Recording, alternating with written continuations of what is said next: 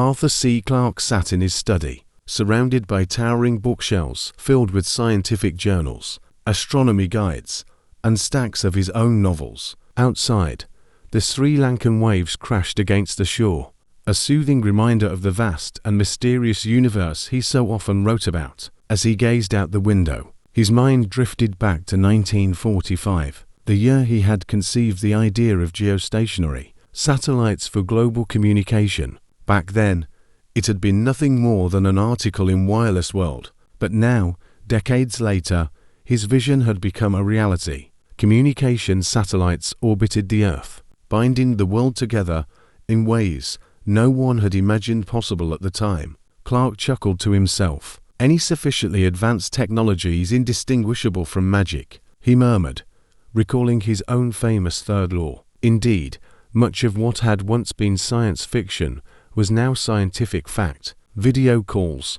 space stations, robotic exploration, so many of his wildest dreams had come to life. His thoughts shifted to the many times people had asked if he was a prophet. He never claimed to predict the future. He simply followed the path of science and reason. The possibilities had always been there, he had merely given them a voice before the rest of the world was ready to listen. His most famous work, 2001, A Space Odyssey, was a perfect example. When he and Stanley Kubrick had collaborated on the screenplay, few had believed in the idea of artificial intelligence capable of reasoning, deception, and emotion. And yet, today, AI systems were learning, adapting, even outsmarting humans in certain domains. HAL 9000 was no longer just fiction, it was a forewarning.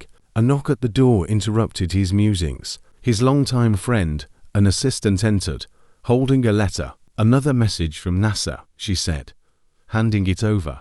Clarke opened the envelope and smiled. It was an invitation to witness the launch of yet another deep space probe. Even after all these years, space agencies still sought his insights and presence, treating him like a bridge between imagination and reality. He put the letter down and leaned back in his chair, feeling a deep sense of satisfaction. Though age and illness had slowed him, his mind remained as sharp as ever, filled with new ideas and dreams yet to be explored. As the sun set over the Indian Ocean, Clarke closed his eyes for a moment, envisioning a future where humanity ventured beyond the solar system, where colonies thrived on Mars, and where alien civilizations might one day make contact. Perhaps he wouldn't live to see it, but he knew it was coming. After all, as he had often said, the only way to discover the limits of the possible was to venture a little way past them, into the impossible.